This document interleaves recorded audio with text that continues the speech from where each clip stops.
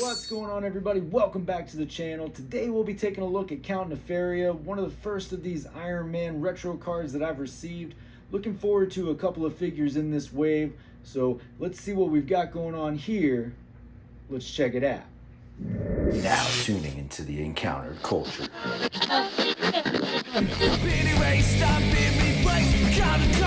In your face, trying to pretend that you want it to end. I'd rather be a drinking with my friends. When we go out, you'll never see us again. As promised, today we'll be taking a look at Count Nefaria. Let's see what we've got going on. Of course, we are on this Iron Man retro card back. Classic 90s callbacks. Yes, please. Definitely loving that. Love that we've got this wave incoming. Some cool figures, I think, in the wave. Some random ones for sure, which I always love. So this was one I was absolutely looking forward to. A random character for the display, a new character in the display. Perfect. Winning combination. All right, so we do have the Iron Man card back here. Perfect. Nice callback to the 90s. You've got Count Nefaria in there. He's got an extra set of hands, so the box does look a little bit empty because there's not much else going on there. Flip it to the back. Some information. You've got a nice Iron Man logo. Nice little diagram here showing you that he has swappable hands, just in case you needed that additional help. Alright, we've got Count Nefaria, a wealthy nobleman and leader of an international crime family. Count Nefaria launches attacks aimed to take down Iron Man and the Avengers. So, he's going to go on the Avengers villain shelf. Works for me. Important information down at the bottom. Let's get him out of the box. Fresh out of the box, this figure obviously is lacking when it comes to accessories. That's quite evident when you look at the figure in the package and you only see that additional set of hands.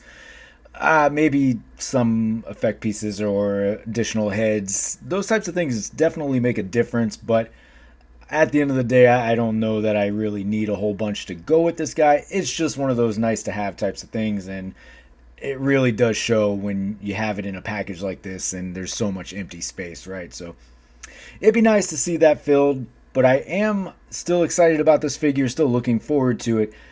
Some things I like about this figure, that head sculpt is amazing. I mean, it just looks pretty damn good. So let's take a closer look at this figure, see what we've got going on as far as articulation and everything else. Moving in closer, we can get a good look at this face sculpt. You can just, I mean, that is a maniacal expression, just so expressive, so good looking. You see the wrinkles in the forehead there at the brow. I mean, that just looks really good. They continue to knock it out of the park for the majority of the face sculpts. So where they are lacking in some other areas, everything is kind of almost made up for with some of these face sculpts, and this is no exception to that. I really am liking what I'm seeing here. That's going to look really good on the shelf.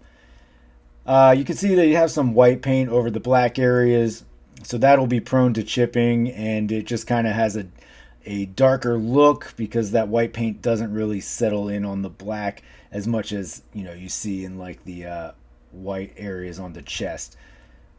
Not too bad. Cape is a separate piece, so that comes on a different plastic sheet, and you just poke that in right in the back there.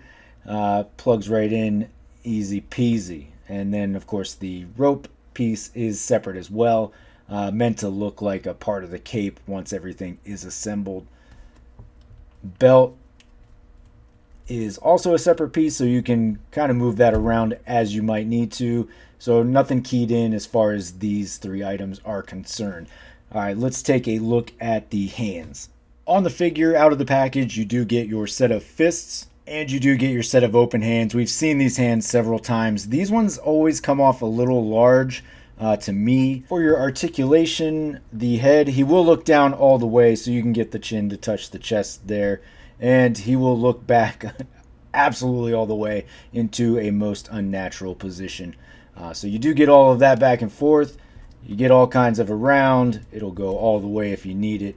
It'll rock. You've got good motion in the head, so I do like that. Plenty of movement there. You are on this butterfly. As you can see, you'll get some paint wear for sure. I mean, you might as well just go ahead and plan for that.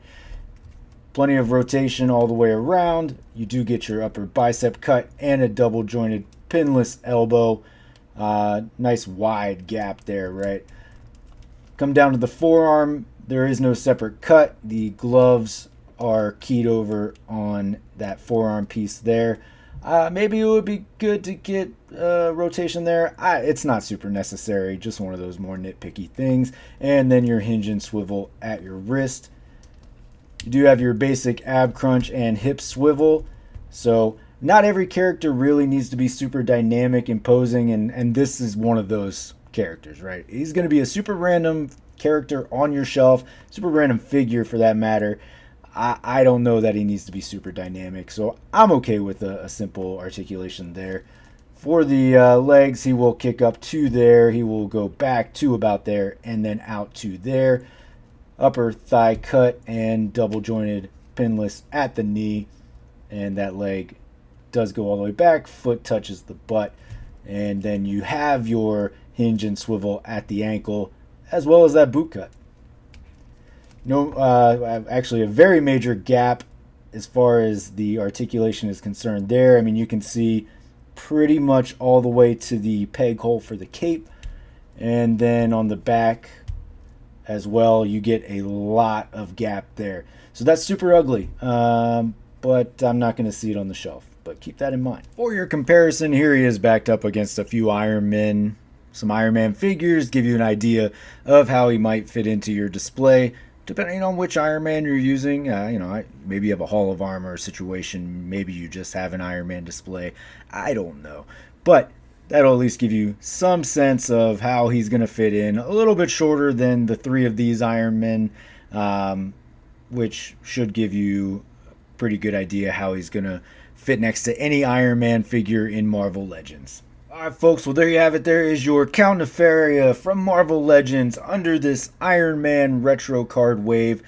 Liking the wave, I like a lot of things about it. There are a couple more Iron Man figures in that wave, so I probably will skip those. I've already got several, and I don't know. I say that now, and I guess time will be the tell on that one, so stay tuned. Anyway, like this figure. Some things that could be improved. There's so much gap in that ab articulation. It's kind of insane, but that's okay. He's not going to be bending over looking in any sort of way that I'm going to see that. It is just kind of odd. White paint on the shoulders. Certainly something to be concerned about maybe later on, but right now looks good enough. Cape is decent. I like the size of the cape. I am still on the side of plastic capes, so no harm, no foul for me. Totally get it though if you are someone who's into soft goods. This will actually be a really easy one.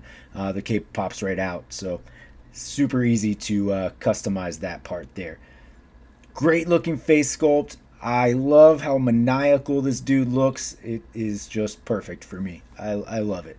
That is certainly the highlight of this figure. That's my 2 cents, folks. Do what you want with that information, but I certainly appreciate you for checking out this video, for staying this long if you have. Of course, you can always find me on any of these socials down here. Most importantly, though, don't forget to hit that like and subscribe below. And until next time, take it easy.